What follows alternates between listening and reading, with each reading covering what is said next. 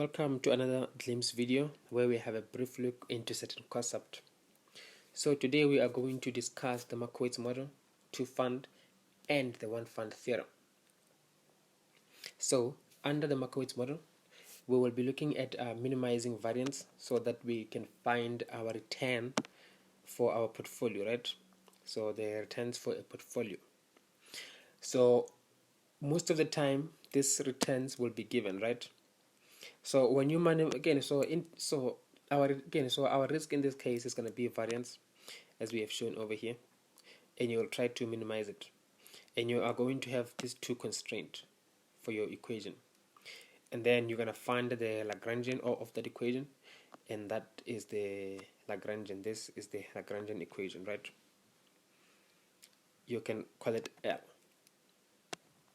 So in order to find our minimum variance portfolio for a certain portfolio return, this is what we do. You are going to find the partial derivative of weight I, and then you equate it to 0 for all your asset I, and then again you're going to find the partial derivative of your Lagrangian in terms of lambda, and then you equate it to 0, and then the partial derivative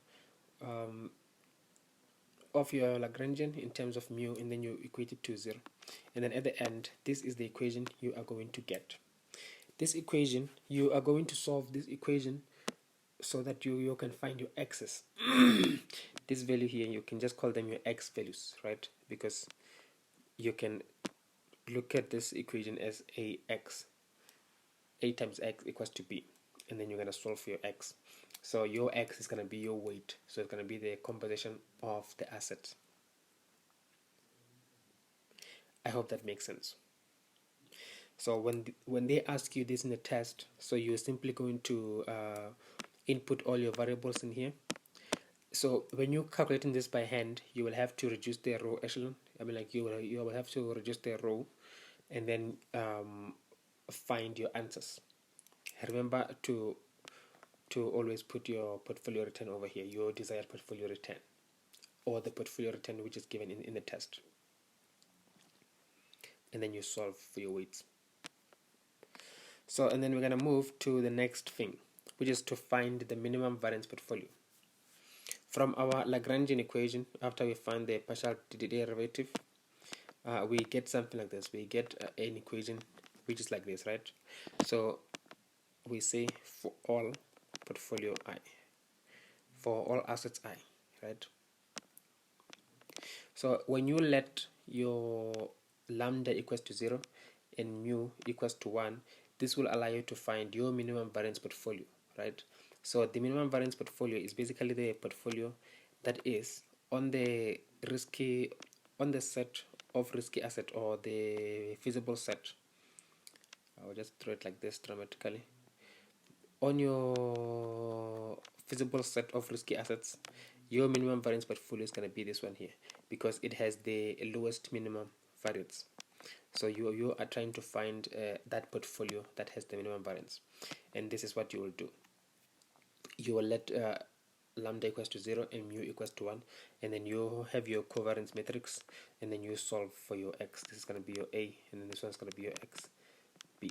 So again, when you solving it by hand, you will have to reduce the rows, and then when you're solving it via Excel, you will have to find the inverse of a, and then you multiply it by matrix b as well. So we're going to move to two-fund theorem.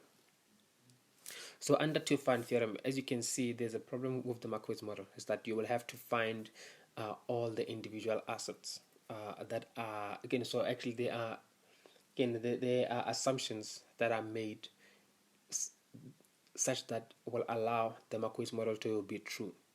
So those assumptions are a lot.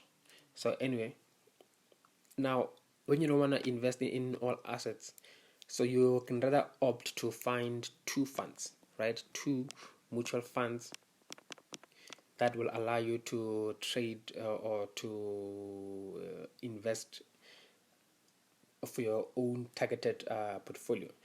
instead of buying all assets, you can just find two mutual funds that are already on the efficient frontier. This is your efficient frontier, and then you trade them to find your own desired portfolio. Perhaps your desired portfolio is going to be somewhere here, right? So if that's the case, you will say this is going to be your desired portfolio, and then you just buy these two assets, 1 and 2, and then you find their weight, and then you solve how much you should allocate for each of the asset. So this alpha here, again, this sign here means the weight of asset 1, and then you find it over here. So this is how you find your answer. Anyway, moving on. One fund theorem. One fund theorem is when you include one fund and a risk-free asset. So when you include a risk-free asset in your portfolio, you can see that your feasible set and your efficient frontier changes. So a fund does not necessarily have to always be here. It can even be here. And if your fund is going to be here, then your feasible set is going to be like this, right? So this one is just to show you an example, right? So to find the returns of this, you do the same thing. So to find the portfolio variance, this is your portfolio variance. Now, remember that a risk-free asset does not have risk. So there is no variance for that, and there's also no covariances between the risk-free asset and any other asset. So the main thing that you're gonna do under one fund theorem is to find a tangent portfolio. This portfolio over here, the portfolio that gives you the maximum area. I mean, that gives you the maximum angle, right? Your tangent portfolio. In this case, we're gonna call it a tangent portfolio. So to find that tangent portfolio, you are going to use this equation, which you've been using throughout high school. So to find your gradient, right? And then you again when you simplify it, this is where you end up. You end up with something like this. And then to solve this, you just want to use the matrix. This is again for all asset I, and then you solve these things. So you're gonna have your covariance matrix over here. It's gonna be your covariance matrix, which you're gonna take as A, and your V. So I wrote these things as V. These are your weight, right? These are your weights, but these weights, they are anomalized, meaning that they don't add up. They do not necessarily add up to Y. So you will have to sum them together. Find again, you can say V0, and then from V0 to find the real weight, you will have to say V1 over V0. So this will be the sounds again the weight of asset 1. So the weight of asset I, it will be VI over V0. So I guess this makes sense. So this is when you normalize your weight. And there's something different here, is that you will have to subtract your asset return by a risk-free asset. So anyway, this is where I will end my glimpse video for today. I hope this video helped a lot. Thank you.